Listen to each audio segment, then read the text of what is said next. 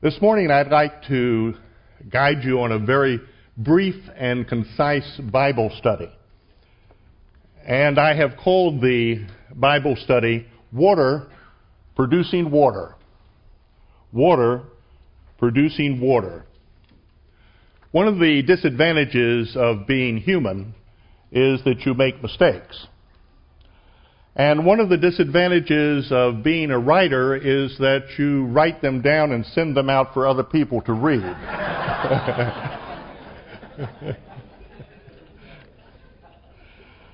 So this morning, I want to talk about a mistake that I made in writing my very first book.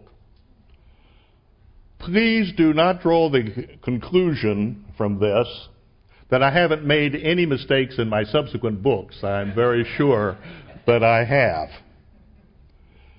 But the one that I made in my very first book involves an important truth which we need to keep in focus. My first book was The Hungry Inherit, published originally by Moody Press, then published by Multnomah Press, and finally by Redención Viva. Only this last edition, the Redención Viva edition, corrected the mistake. The Hungry Inherit, of course, begins by narrating the biblical story of the interview between Jesus and the Samaritan woman. It's an extremely familiar story, so I will not repeat the details of the story this morning. As I point out in the book, the statement of Jesus in John 4:10 unlocks the presentation that he makes to this woman. You will recall that Jesus said, "If you knew the gift of God and who it is who says to you, 'Give me a drink,' you would have asked him, and he would have given you living water." This statement is fundamental to the discussion that follows it. There are two basic facts that the woman needs to know. She needed to know, number one, the gift of God. And she needed to know, number two, who was speaking to her. The exchange in verses 11 to 15 focuses on the gift of God. Verses 16 to 26 focus on who he, that is Jesus, actually is. Jesus' final words to this woman are in verse 26, and they are these: "I who speak to you am he," meaning, of course, the Christ. In interpreting the narrative of John 4, I originally assumed that the words of John 4:10, "You would have asked him," predicted what the woman would do as soon as she knew these two things. The two things that I have just mentioned. There was just one problem. When Jesus finishes speaking in verse 26, the woman doesn't ask for anything. At the time of writing The Hungry Inherit, I compensated for this lack of a request by writing as follows. I quote myself now: "Without a word, without a prayer, her heart had asked, and he had given living water." End of quote. Neat, don't you think? But unfortunately wrong. I should have known better. How could a carefully constructed passage like this one have failed to present the climax that it obviously called for? I correctly concluded, at last, that I had missed something. Another factor also played into this final decision. The words of Jesus in John 4:14 state, quote, "But the water that I shall give him will become in him a fountain of water, springing up into everlasting life." When looked at carefully, this statement implies that the water of life is not exactly equivalent to eternal life. Jesus does not say, "The water that I shall give him is everlasting life." Instead, what he really says is this: The water that I shall give him shall become a source of everlasting life. After all, that is exactly what a fountain is.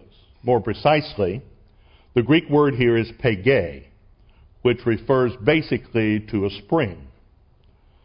But a spring is the source of water.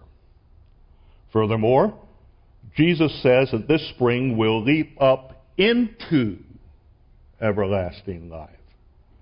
Clearly, Jesus does not precisely identify the water he gives as everlasting life. Instead, he identifies it as the source of everlasting life. The distinction I have just mentioned to you has certainly not always escaped the commentator. Sometimes, yes, it has escaped them, but not always. For example, Raymond Brown, whose 2-volume commentary on John is one of the major technical works on this book, states precisely the following, quote, "The living water is not eternal life, but leads to it," end of quote. Brown goes on to point out that many suggestions have been made about the meaning of living water, but then he adds this, I quote Brown again. "Within the scope of Johannine theology, there are really two possibilities. Living water means the revelation which Jesus gives to men, or it means the Spirit which Jesus gives to men," end of quote. Brown does not think that it is necessary to choose between these two options. I would say, however, that we have to reject the second option categorically, and we have to revise the first one. The second of these options is wrong in the light of John 7:39. In that text, we learn that the Spirit was not given until Jesus was glorified. This means, of course, he was not given until Pentecost. Therefore, Jesus could not be offering the woman the gift of the Spirit. Whatever he is offering it right now. As John 4:10 states, "You would have asked, and he would have given."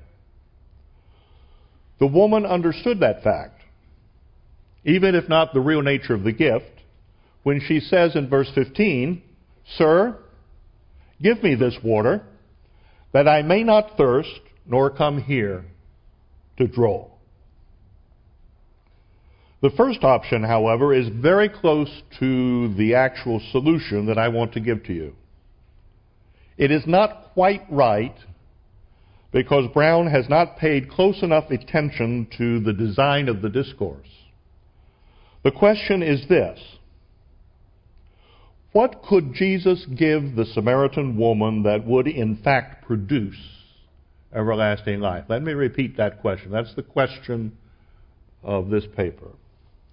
What could Jesus give the Samaritan woman that would in fact produce everlasting life? The answer is surprisingly simple.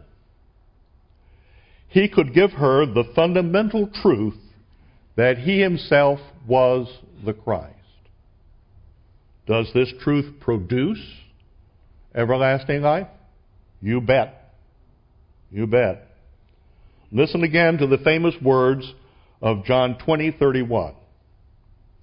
"But these are written that you may believe that Jesus is the Christ, the Son of God, and that believing you may have life in his name." The basic truth presented by the Gospel of John, that Jesus is the Christ, was precisely what this woman needed to hear. To believe it was to have life in his name. Thus, this truth itself was the source of everlasting life. The entire interview climaxes, therefore, with Jesus giving her this truth. In fact, in a very real sense, she asks for it. Notice the climactic verses of our passage.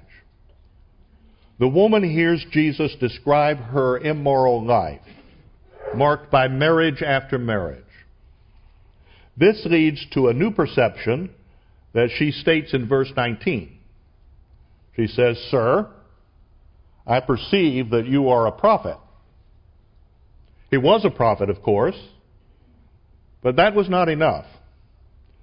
This identification made him only one of many.